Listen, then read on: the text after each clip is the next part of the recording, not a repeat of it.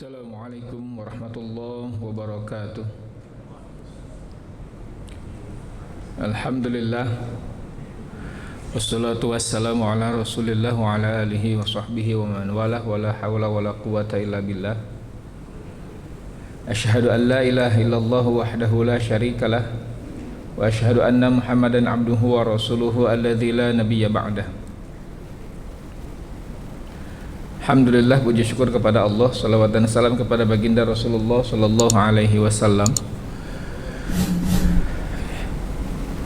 Di kesempatan siang hari ini, alhamdulillah, Allah Subhanahu wa taala masih memberikan kita nikmat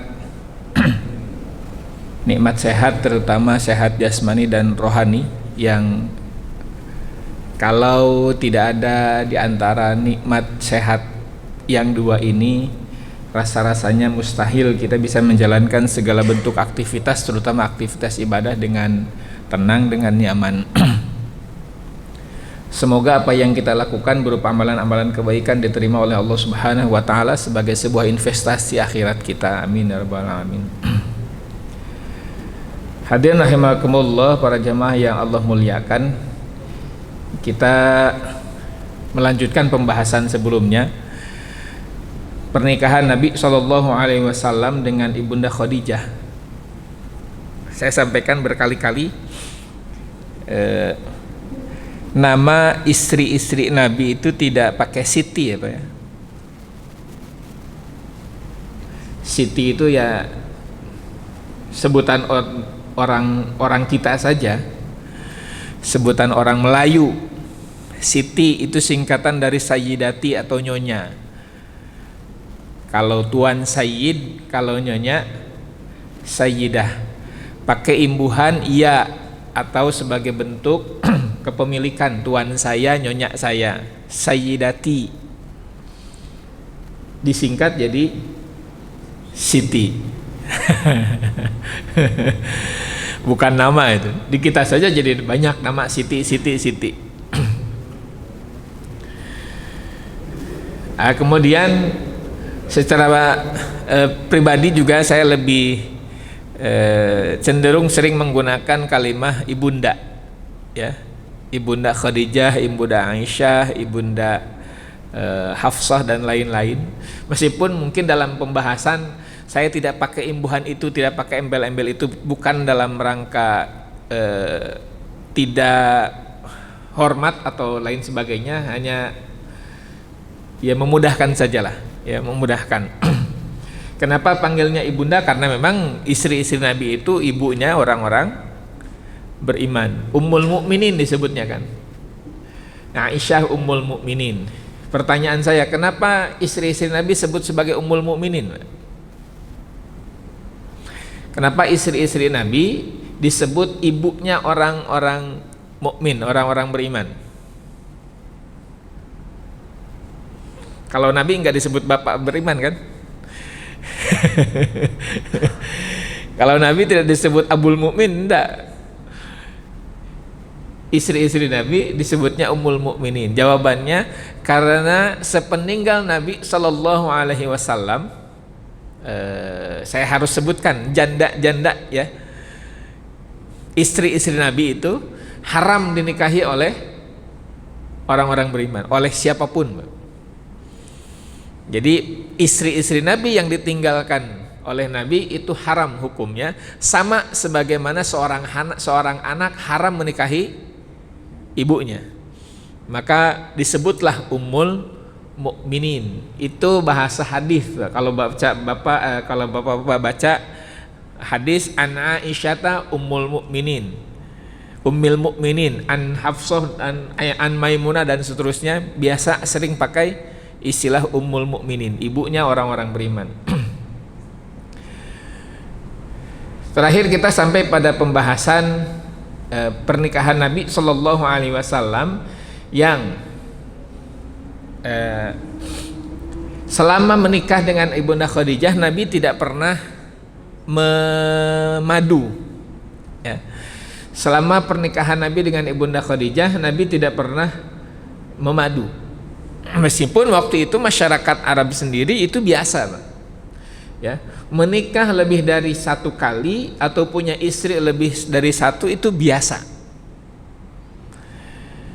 Bahkan sebelum ada aturan, tidak sedikit yang beristri lebih dari 4 gitu. Sekarang kan ada aturan 4 maksimal. Jadi pembatasan 4 itu sebetulnya bukan penambahan, Pak. Kalau dilihat dari sejarahnya ya.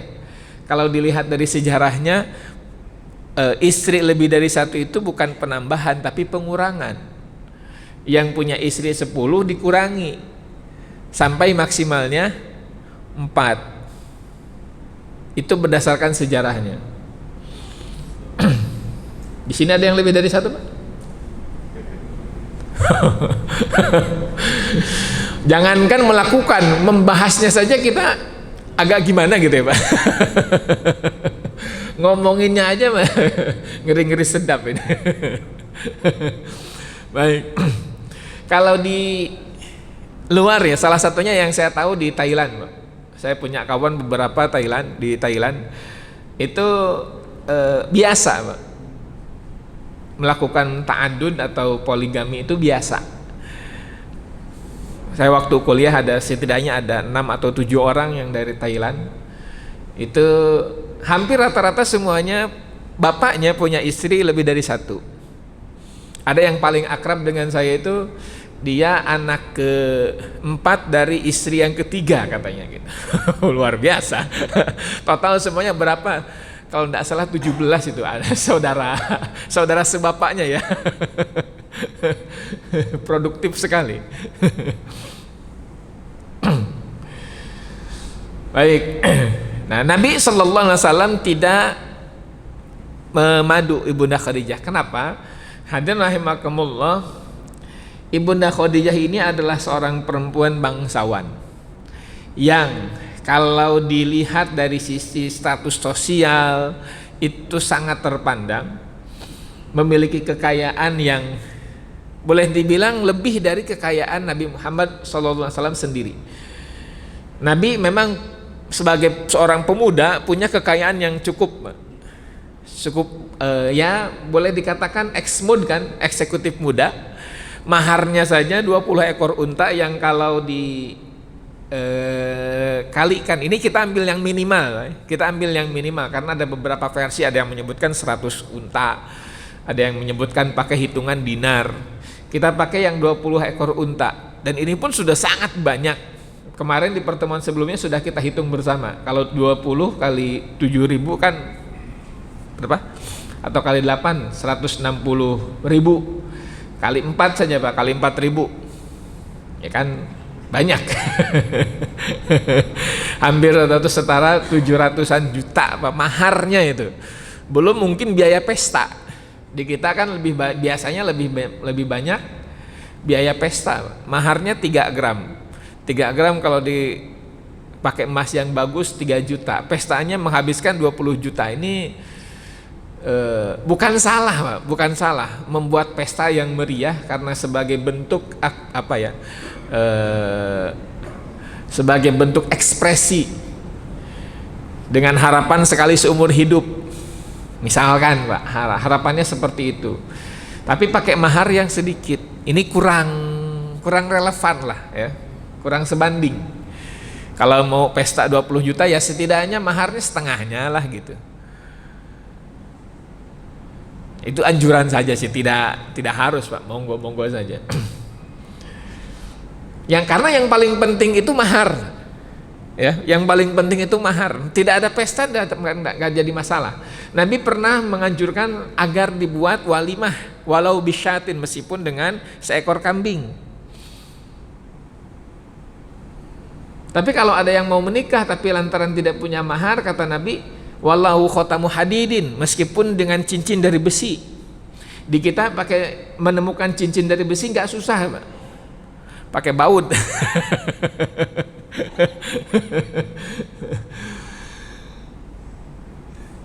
Bahkan di satu kesempatan Nabi ketika mendapati sahabatnya yang ditanya pengen menikah tapi tidak punya materi, maka Nabi bertanya, apa yang kamu miliki dari Al-Quran? Dan itu yang dijadikan mahar. Kalau kita flashback ke kejadian sebelumnya, pernah kita bahas antara kejadian Nabi Yakub yang maharnya itu dengan bekerja selama 14 tahun. Kemudian ada Nabi Musa yang juga maharnya dengan bekerja menggembala kambing selama 10 tahun. Jadi boleh, Pak, menurut satu pendapat. Tapi untuk konteks sekarang umat Nabi Muhammad SAW, mahar itu harus ada bentuknya, harus ada wujudnya, harus konkret, ya, harus terlihat. Karena nanti ada terkait aturan-aturan. Kalau misalkan dalam perjalanannya setelah menikah, si istri menggugat cerai, dalam bahasa agamanya istilahnya khulu, maka si istri harus mengembalikan mahar. Ya, kalau ada seorang istri minta diceraikan oleh suaminya, maka si istri harus mengembalikan maharnya. Nah, kalau maharnya tidak dalam bentuk barang, tidak dalam bentuk materi, agak susah ini. Makanya kalau bapak tidak mau diceraikan, kasih mahar yang besar, Pak. Kalau tidak mau digugat cerai oleh istri. Ya tentu saja bukan itu, harusnya ya memang bersikap baik, dua-duanya harus bersikap dewasa. Kemarin sudah kita bahas. Baik, hadirin rahimakumullah. Kenapa Nabi sallallahu alaihi wasallam tidak memadu Ibunda Khadijah? Karena Ibunda Khadijah perannya sangat luar biasa. Jadi tidak ada alasan bagi seorang Muhammad bin Abdullah saat itu, belum jadi nabi, untuk memadu Ibunda Khadijah. Tidak ada, Pak. Sebagai seorang perempuan, Ibunda Khadijah memiliki segala hal apa yang dibutuhkan oleh Nabi.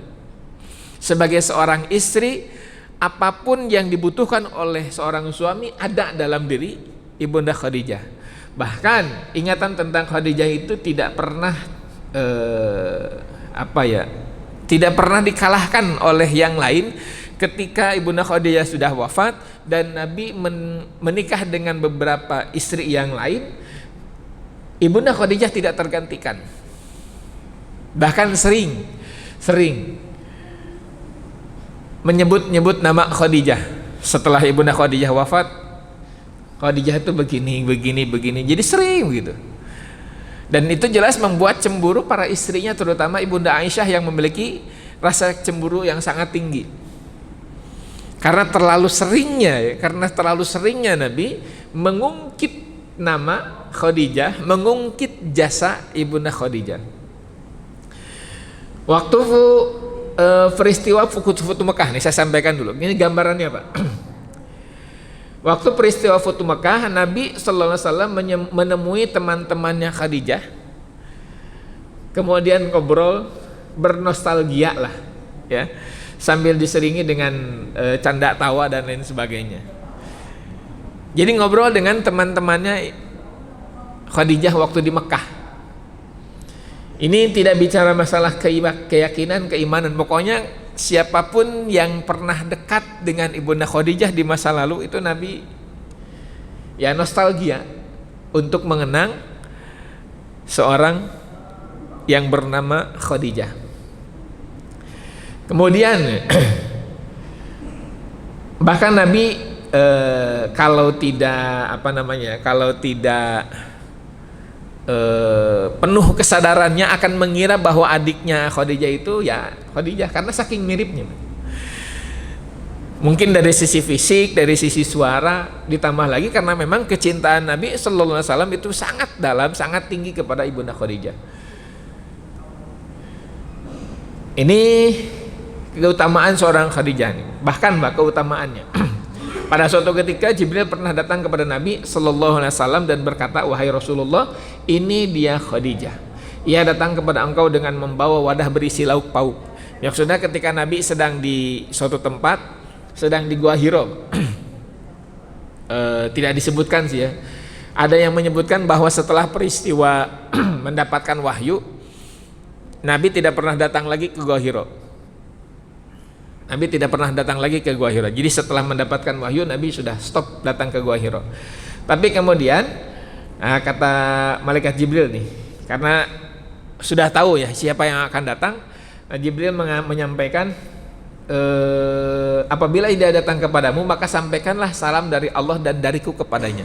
Bayangkan, seorang manusia biasa diberi salam oleh Allah dan malaikat, pasti senang luar biasa, Pak. Senangnya minta ampun.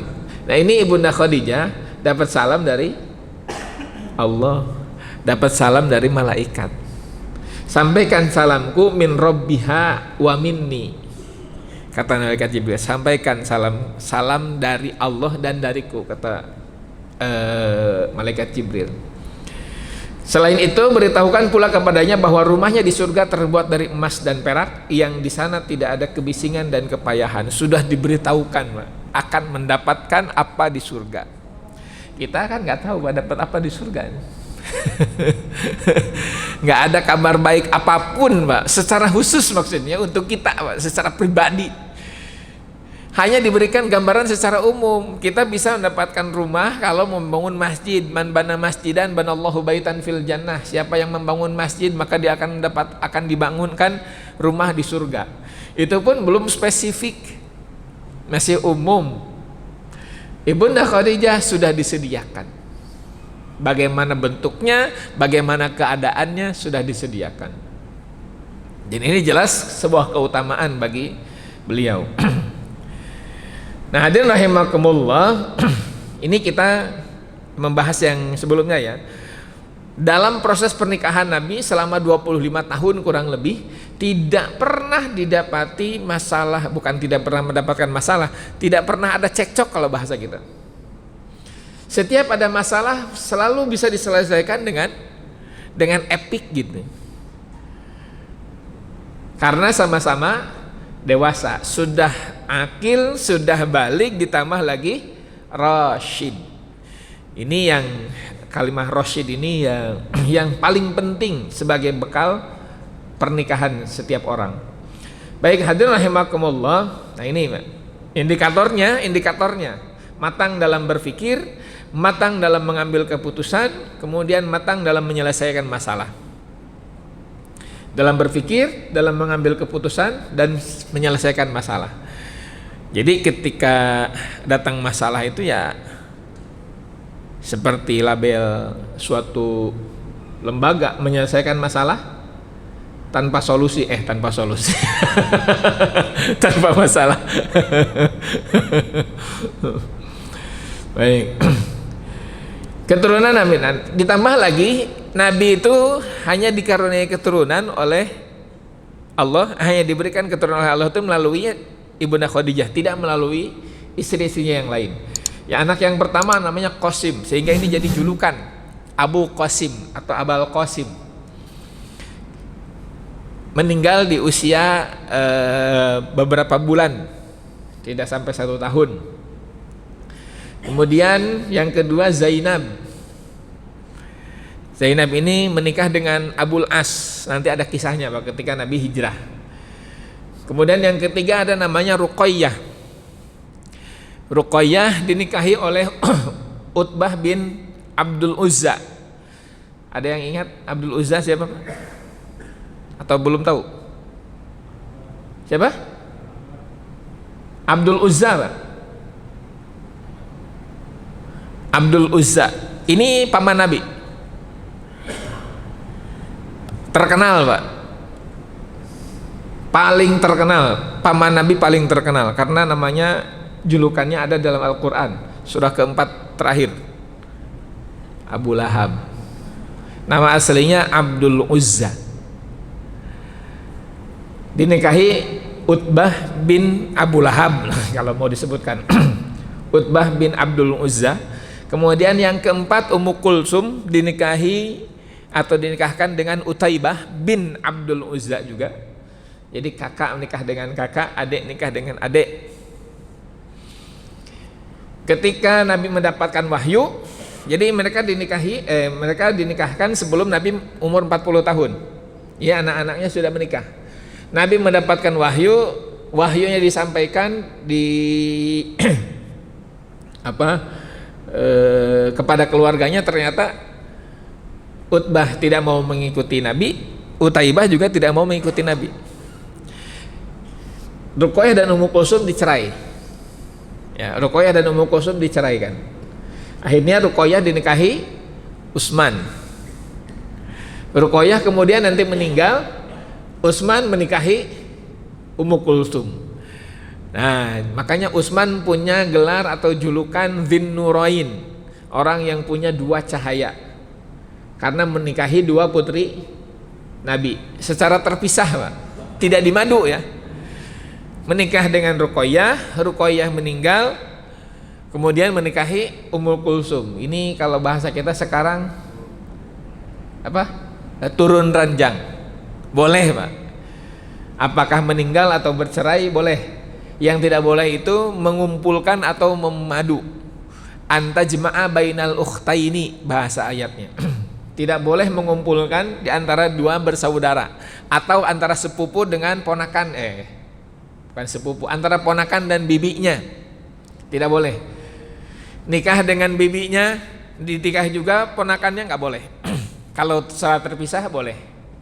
Ya. Nikah dengan bibinya misalkan, atau nikah dengan ponakannya dulu, cerai atau meninggal, baru nikah dengan bibinya, boleh. Tapi kalau di madu tidak boleh, di poligami tidak boleh. Kemudian yang kelima ada Fatimah. Fatimah jelas ini paling terkenal di antara putri-putri Nabi ya, dinikahi oleh Ali. Ada sedikit kisah Fatimah ini. Waktu Ibunda Khadijah melahirkan Fatimah, Nabi sedang waktu itu usianya 35 tahun, usia Nabi. Waktu Ibunda Fatimah lahir, usia Nabi kurang lebih sekitar 35 tahun. Dan waktu itu Nabi sedang kasus robohnya Ka'bah. Dan Nabi tidak menyaksikan, ya, tidak menemani, kalau orang Sunda bilang nungkulan. Jadi tidak mendampingi kelahiran Fatimah. Dan Ibunda Khadijah ada sedikit kekecewaan, bukan ada sedikit kekecewaan, khawatir Nabi kecewa. Kenapa? Karena yang dilahirkan adalah perempuan lagi. Ini menunjukkan bahwa ya manusiawi, Pak. Ketika punya anak 3 perempuan misalkan berturut-turut, wajar tidak kalau misalkan anak keempat pengen laki-laki? Wajar nggak? Sangat wajar, Pak. Jangan begitu saya aja 2 anak laki-laki, yang ketiga pengennya perempuan, Pak. Wajar, manusiawi, Pak. Yang tidak manusiawi kalau misalkan pengen anak yang ketiga berjenis kelamin tertentu tapi tidak Allah kasih, kemudian kecewa. Nah, itu salah. Ya. Kalau sebatas keinginan ya boleh-boleh saja, Pak. Manusiawi. Sama seperti Nabi dan Ibunda Khadijah, wajar, Pak.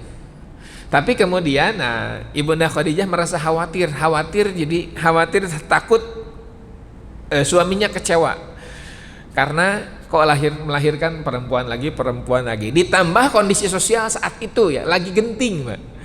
Kondisi masyarakat Arab saat itu ketika kelahiran Fatimah lagi panas-panasnya membahas masalah kondisi gender. Jadi kalau punya anak perempuan itu seolah-olah aib. Ini udah punya 3 lagi gitu kan. Ini udah punya 3. Nambah lagi 1. Ada kekhawatiran. Tapi ketika Nabi pulang mendapati Ibunda Khadijah ada sedikit kekhawatiran, Nabi langsung paham bahwa istrinya ini sedang ada ketakutan bahwa dirinya akan kecewa. Tapi ternyata Nabi justru menenangkan.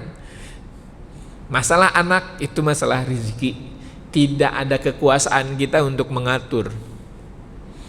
Nabi memberikan ketenangan. Apapun yang dikasih yaitu dari Allah. Nah, kemudian yang terakhir ini Abdullah sama meninggal juga. Sebetulnya Nabi punya lagi yang terakhir namanya Ibrahim, tapi bukan dari istrinya, tapi dari hamba sahayanya yang bernama Maria Al-Qibtiyah, itu sama meninggal juga.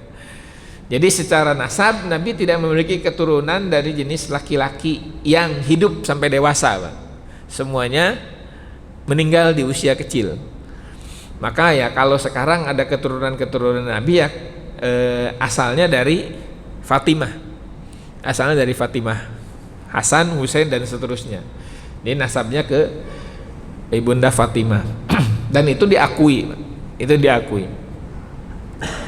Baik, hadirin rahimakumullah. Ini harusnya sih selesainya kemarin ya.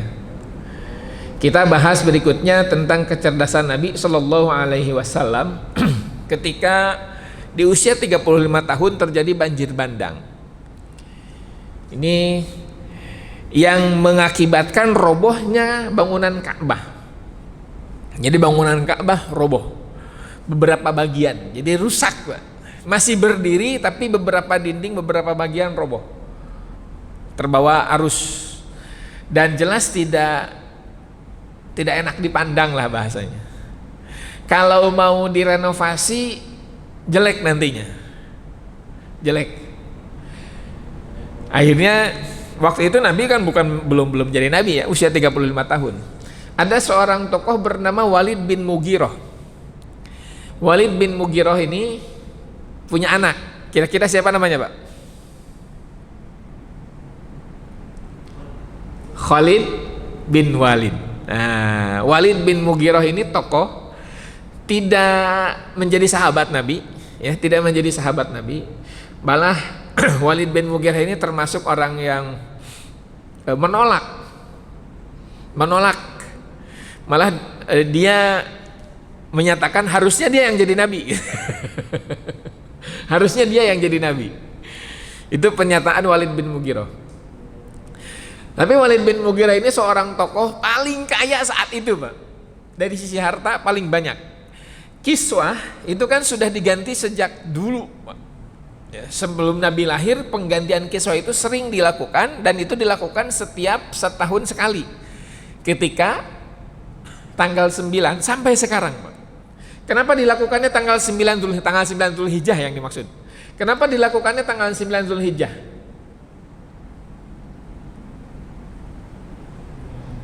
Kenapa? Karena Ka'bah kosong. Tidak ada yang tawaf. Jamaah haji kan lagi wukuf di Arafah. Makanya itu momen yang paling pas. Karena kalau bukan momen itu, Ka'bah akan selalu ada yang tawaf, akan penuh terus. Agak menyusahkan, terutama kalau sekarang, termasuk kalau sekarang ya. Maka pergantian Ka'bah itu, pergantian kiswah itu dilakukan setiap tanggal 9 Zulhijjah. Itu dilakukan dari dulu. Kata Walid bin Mughirah, tahun ini kalian patungan, hai masyarakat Arab, kalian patungan untuk mengganti kiswah. Tahun depan gue yang nanggung sendirian. Bayangkan, satu orang kekayaan Walid bin Mughirah itu bisa dikatakan setara dengan seluruh kekayaan orang Arab saat itu. Berarti ya, dan bukan orang yang menahan diri gitu. Dia termasuk yang dermawan. Walid bin Mughirah ini otomatis dia jadi tokoh.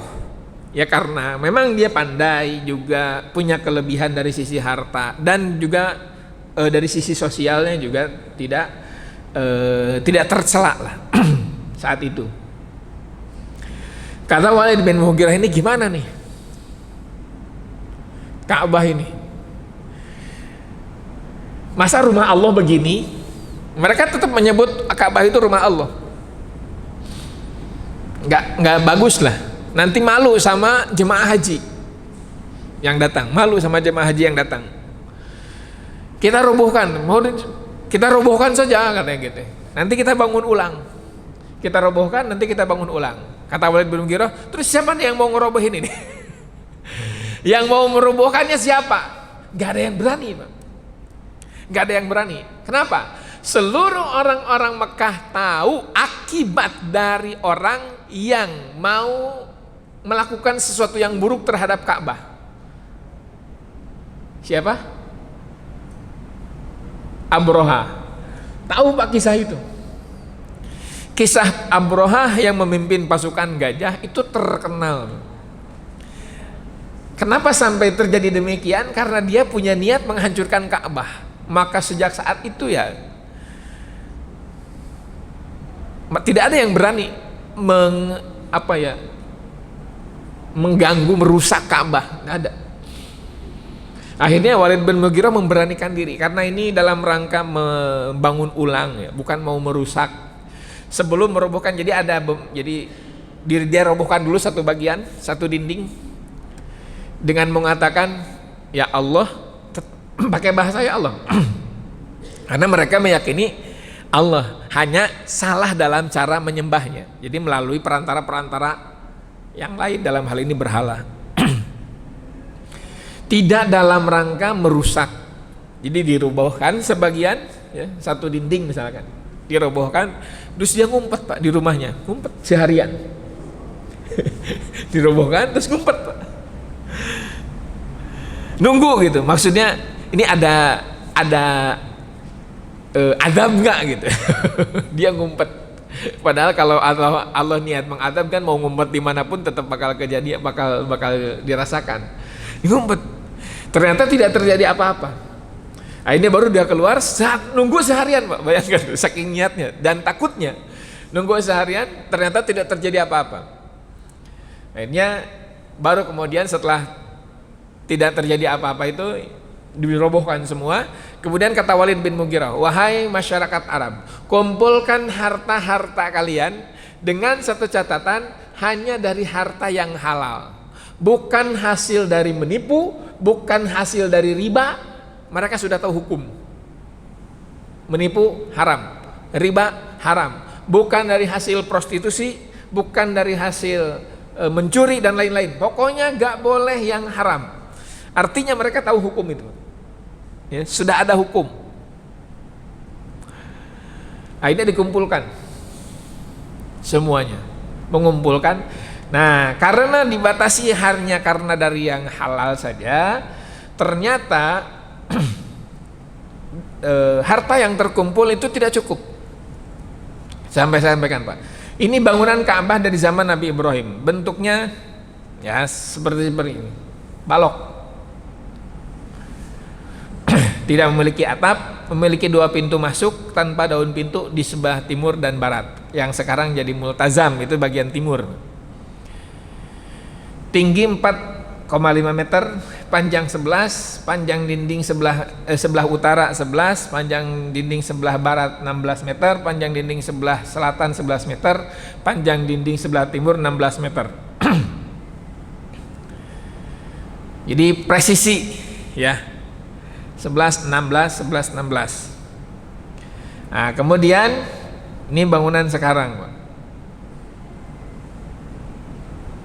Bentuknya tidak sama, bukan bujur sangkar, bukan persegi 4, tapi apa? Yang beda panjang sebelah itu, trapesium ya. 13, yang sebelah seberangnya 12 ini Pak. Bangunan hari ini tinggi 9, panjang dinding sebelah utara 11, bagian hijri Ismail ya. Bagian dinding sebelah barat 13, panjang dinding sebelah selatan 11, panjang dinding sebelah timur 12. Jadi tidak sama persis. Nah ini kurang lebih di dalam ini bangunannya Pak, di dalam bagian Ka'bah tingginya 9 meter.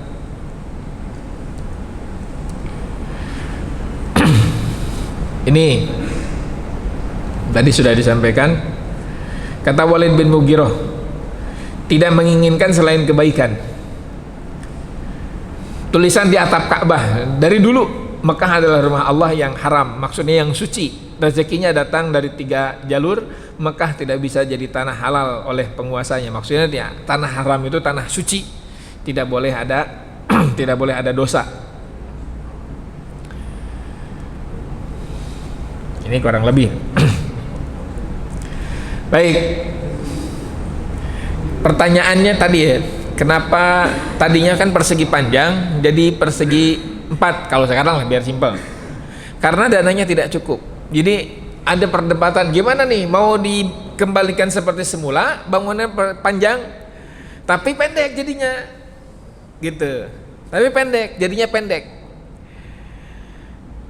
Akhirnya disepakatilah saat itu ya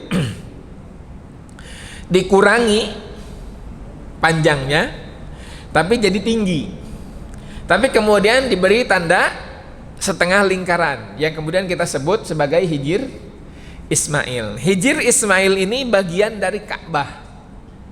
Hijir Ismail ini bagian dari Ka'bah. Sehingga kalau kita tawaf kan ada celah ya di antara Ka'bah dengan Hijir Ismail itu ya celah setengah lingkaran itu.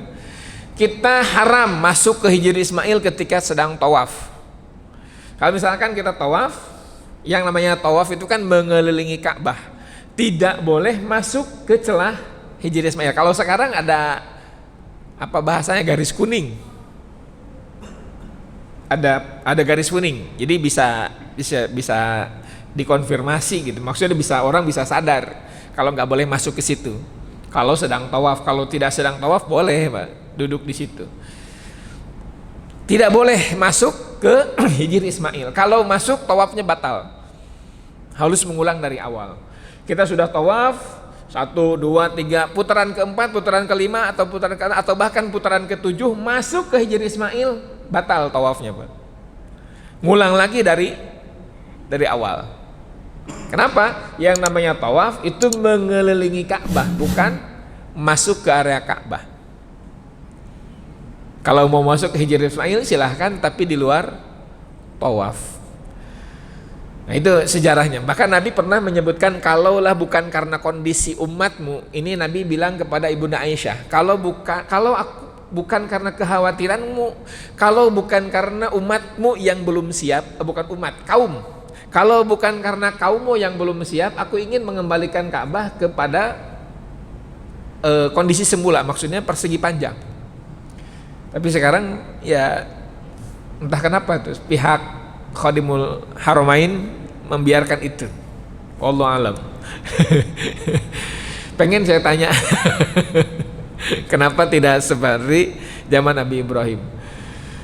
Aduh, keburu habis aja nih. Gimana nih? Mau terusin sampai maghrib Ustaz? Nggak cukup. Udah jam 1 lewat ini. Ini saya udah ngelanggar 5 menit, mohon maaf. Kita lanjutkan kebijaksanaan Nabi Shallallahu Alaihi Wasallam ketika proses pembangunan Ka'bah. Nanti terjadi polemik siapa yang punya wewenang untuk meletakkan Hajar Aswad. Ini kisahnya masyhur. Nah, kita bahas di pertemuan berikutnya insya Allah. Mudah-mudahan ini karena waktu zuhurnya mundur lagi ya, jadinya ya waktu kita terbatas. Kadang kita dibatasi hanya sampai jam 13 atau jam 1 siang. Kita lanjutkan sekali lagi, mudah-mudahan di pertemuan berikutnya bisa bertemu dengan nuansa yang lebih baik. Mudah-mudahan. Ada pertanyaan Bapak? Ada? Gak apa-apa ya, silakan. Apa alasannya istri-istri atau jandanya Nabi itu tidak boleh dinikahkan oleh orang lain? Baik, baik. Nih jawab pekan depan ya Pak ya. Nggak cukup nanti waktunya. Tapi untuk sementara yang tidak boleh, itu hukum yang pertama, tidak boleh. Terkait alasan-alasan lainnya harus dijelaskan tidak dengan waktu yang singkat. Ya. Kita ada lagi yang lain? Cukup ya? Kita akhiri pertemuan ini dengan hamdalah, alhamdulillahirabbil alamin, subhanakallahumma wa bihamdika asyhadu an la ilaha illa anta astaghfiruka wa atubu ilaik. Assalamualaikum warahmatullahi wabarakatuh.